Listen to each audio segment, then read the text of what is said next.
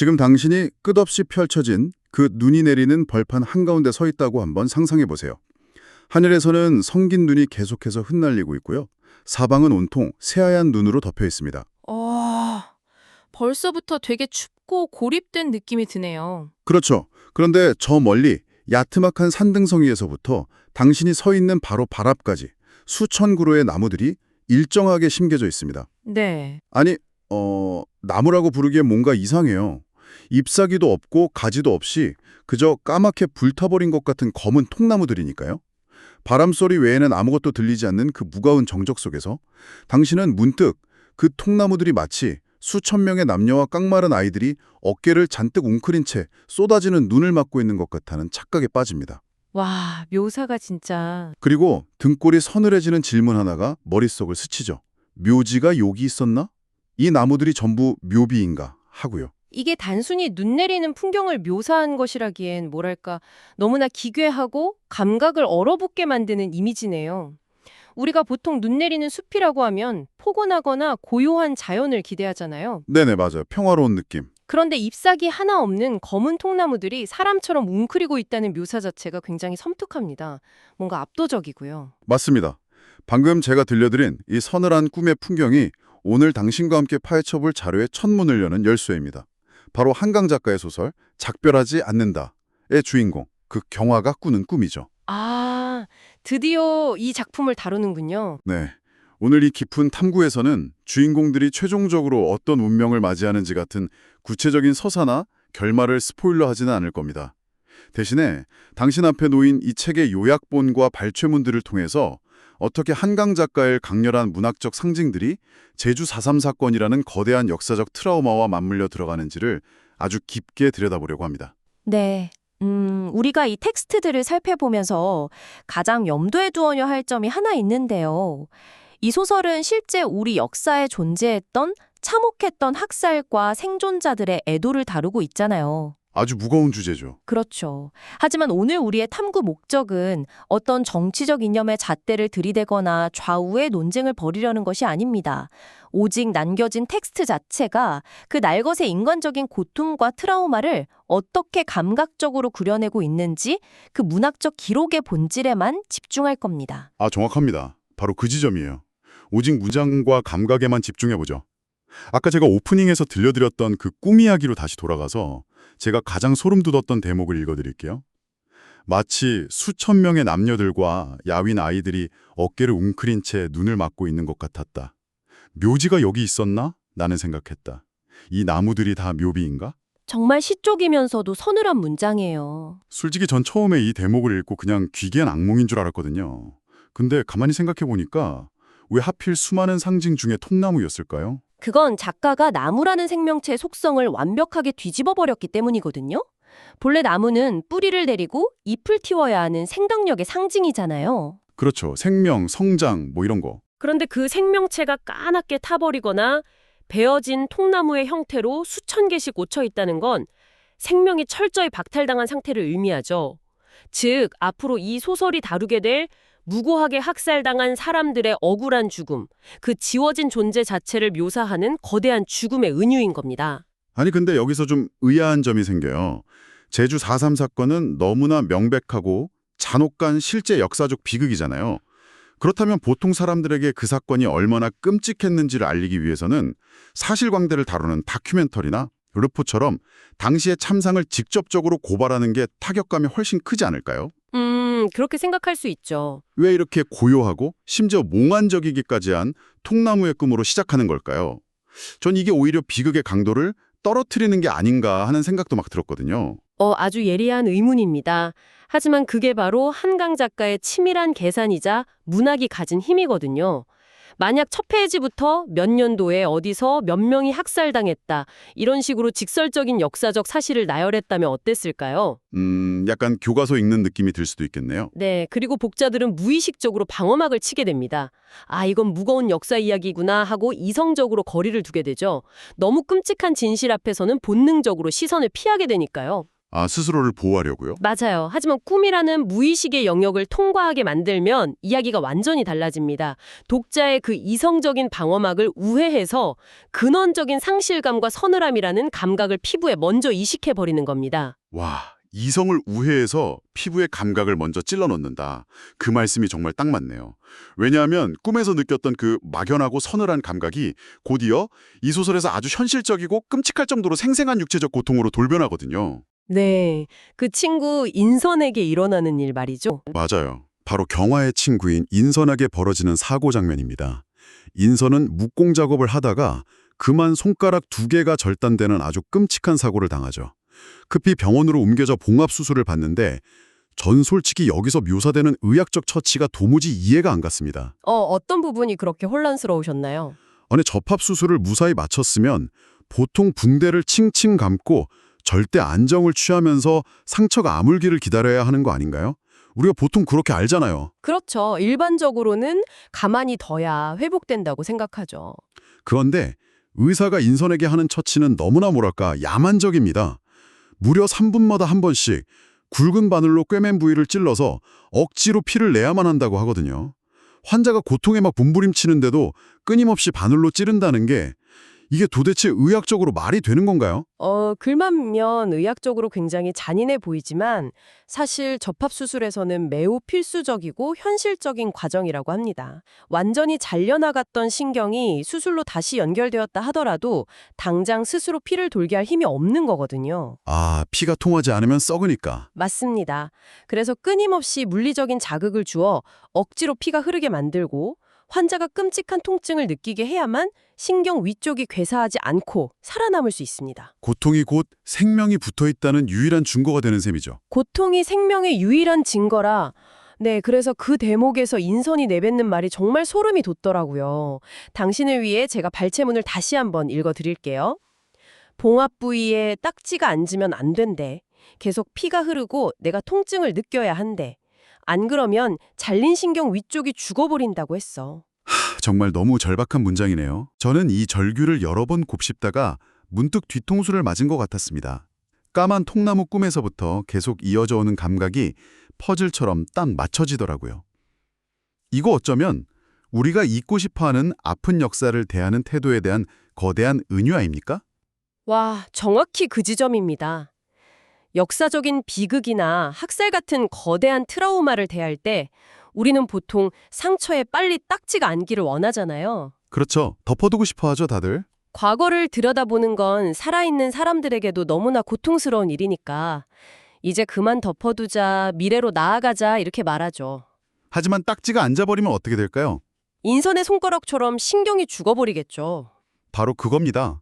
과거와 현재를 잇는 신경이 완전히 죽어버리는 겁니다. 인선이 자신의 손가락을 살리기 위해 매분 매초 피를 흘리며 타오르는 듯한 통증을 억지로 견뎌내는 그 과정은 과거 제주에서 억울하게 죽어간 이들의 고통을 현재의 우리가 어떻게 대해야 하는지를 보여주는 완벽한 상징입니다. 그러니까 고통을 외면하지 않고 느껴야만 그 역사 속에서 억울하게 죽어간 사람들의 존재도 영영 죽어버리지 않고 이어질 수 있다는 거군요.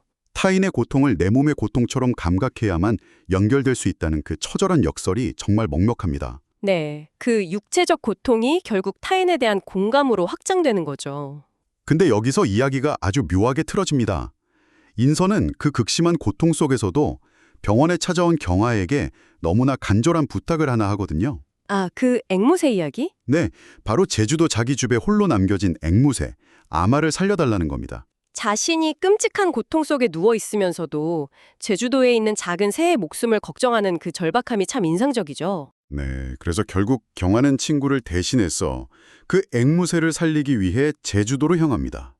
하지만 제주도에 도착하자마자 경아가 마주한 건 그저 평화롭고 텅 빈 집이 아니라 섬 전체를 집어삼킬 듯한 기록적인 눈보라와 강풍이었습니다.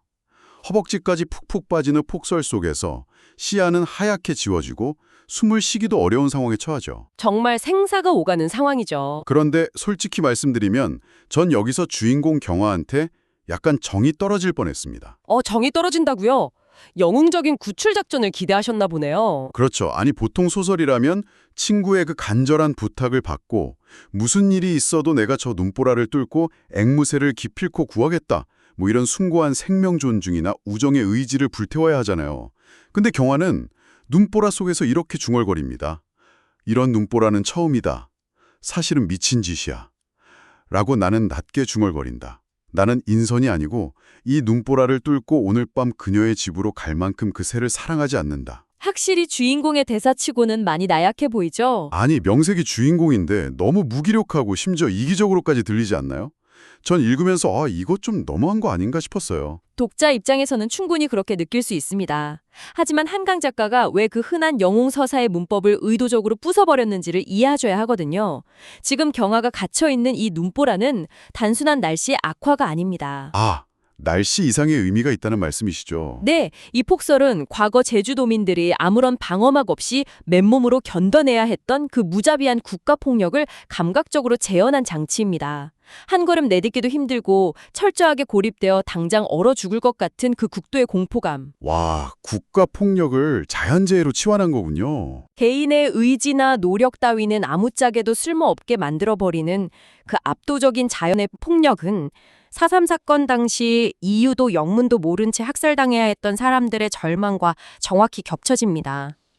그 말씀을 들으니까 완전히 이해가 가네요.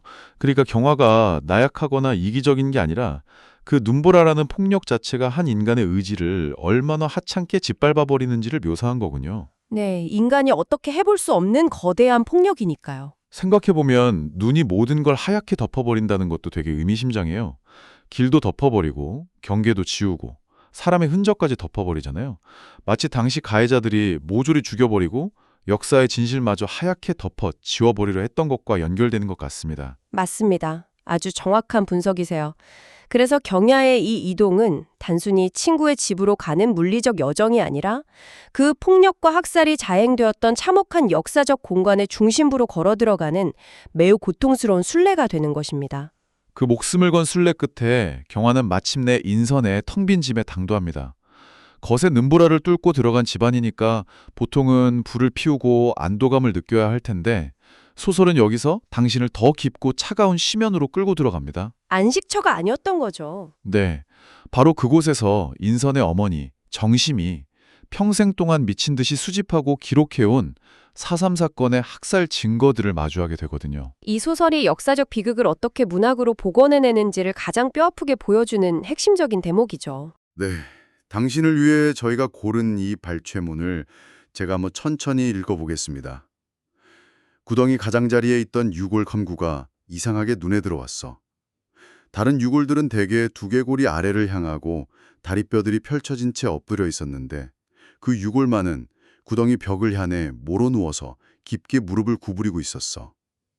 총살했던 자리는 밤사이 썰물에 쓸려가서 핏자국 하나 없이 깨끗했습니다.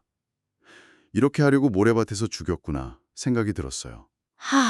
정말 듣기만 해도 가슴이 막히네요. 전 이 문장을 읽고 진짜 한참 동안 숨을 쉴 수가 없었습니다. 모래밭에서 무고한 사람들을 총살하고 밤사이 밀물과 썰물이라는 자연현상을 이용해서 그 수많은 핏자국을 흔적도 없이 씻어내려 했던 가해자들의 은폐 방식. 그 소름 끼치는 악랄함에 정말 턱이 막히더라고요. 우리는 흔히 역사적인 학살을 대할 때 몇 년도에 몇만 명이 죽었다는 건조한 통계 숫자로 받아들이는 경향이 있잖아요. 교과서에서 배울 때는 늘 그렇죠. 숫자만 남으니까요. 하지만 방금 읽어주신 모로 누워 무릎을 구부리고 있던 그 유골 한 구에 대한 섬세한 묘사를 보세요. 그건 단순한 뼈의 형태가 아닙니다. 살고 싶어 했던 인간의 마지막 몸부림, 극도의 웅크림과 치 떨리는 공포를 문학의 언어로 영원히 박제해 놓은 것입니다. 가해자들은 바닷물을 이용해서 그 공포의 흔적과 피를 깨끗이 지워버리려 했지만요. 그렇죠. 완벽한 은폐를 꿈꿨겠죠. 바다가 피를 씻어냈기 때문에 기록조차 남지 않고 영원히 사라질 뻔했던 그 수많은 죽음들을 어머니 정심이 평생에 걸쳐 모래알을 죽듯 하나하나 찾아내서 기록한 거군요. 아무도 알아주지 않고 모두가 지워버리려 했던 그 잔혹한 진실을 한 개인이 자신의 온 생애를 갈아 넣어 떼어놨다는 사실이 너무나 처절하게 다가옵니다. 정심의 그 집요한 기록 행위는 단순한 역사학적인 자료 수집이 결코 아닙니다. 그것은 억울하게 죽어간 이들, 핏자국조차 파도에 쓸려가 이름조차 남지 않은 그 외로운 영혼들을 끝까지 놓지 않겠다는 살아남은 자의 숭고한 사랑이자 처절한 애도의 과정입니다. 아, 애도의 과정. 네. 이 압도적인 애도가 없었다면 우리는 그 유골 항고의 웅크림조차 영영 알지 못했겠죠. 자, 이제 오늘 우리가 나눈 이야기들을 하나로 모아보면 결국 하나의 선으로 아주 강렬하게 연결되는 걸 느낄 수 있습니다. 첫 오프닝에서 이야기했던 묘비 같았던 무수한 검은 통나무의 꿈. 신경이 죽지 않게 하려고 매분 매초 피를 흘리며 통증을 억지로 감각해야만 했던 인선의 손가락. 숨을 쉴 수조차 없이 인간을 고립시키던 제주의 무자비한 폭설 속 사투. 그리고 파도에 씻겨간 핏자국을 주워 담은 어머니 정심의 기록들까지요. 이 모든 장치들은 단 하나의 메시지를 향해 있습니다. 바로 타인의 고통을 감각하고 지워지려는 역사를 끝끝내 기억하려는 몸부림이죠. 네, 그 몸부림이요. 인선이 손가락을 찌르듯 이 텍스트는 마취된 채 잠들어 있는 우리의 역사적 신경망을 끊임없이 찌르고 피를 내어 마침내 그 과거의 고통과 우리를 공명하게 만듭니다. 오늘 당신과 함께한 이 깊은 탐구를 마무리하면서 저는 결말에 대한 스포일러 대신 아주 묵직하고 도발적인 질문 하나를 던져드리고 싶습니다. 이 질문이 오늘 남은 하루 동안 여러분의 머릿속을 맴돌았으면 좋겠네요. 어떤 질문이죠? 우리는 앞서 인선이 손가락의 신경을 살리기 위해 그 지독한 고통을 억지로 느껴야만 했다는 걸 되게 오래 이야기했잖아요. 고통을 느끼는 한 신경은 죽지 않으니까요. 그렇다면 한번 생각해 보시죠. 만약 우리 사회가 기억하고 있는 과거의 끔찍한 역사가 더 이상 우리를 아프게 하지 않는다면 그건 우리가 그 트라우마로부터 온전히 회복되었다는 뜻일까요? 아니면 역사를 기억하는 우리의 신경이 마침내 완전히 죽어버렸다는 뜻일까요? 정말이지 뼈를 때리는 묵직한 질문이네요. 과연 우리는 회복된 것인지 아니면 죽어버린 것인지 남은 자들이 어떻게 고통을 감각해야 하는지 다시 한번 생각하게 만듭니다. 이토록 핏자국을 하자 파도에 씻겨버린 참혹한 절멸의 역사 앞에서 한강 작가는 왜 이 소설의 제목을 끝끝내 작별하지 않는다라고 지었을까요? 방금 제가 던진 질문에 대한 당신만의 답과 소설 속 인물들이 마침내 그 눈보라를 뚫고 도달하게 되는 감정의 밑바닥은 오직 책장 속에 고스란히 남아 있습니다. 네, 꼭 직접 읽어보셔야 그 진가를 알 수 있죠. 오늘 저희의 이야기가 여러분의 지적 호기심을 자극했다면 꼭 한번 책을 펴서 한강 작가 특유의 시리고도 아름다운 문장들을 직접 확인해 보시기를 강력히 권유합니다. 오늘 저희가 준비한 깊은 탐구는 여기까지입니다. 끝까지 함께해 주셔서 감사합니다.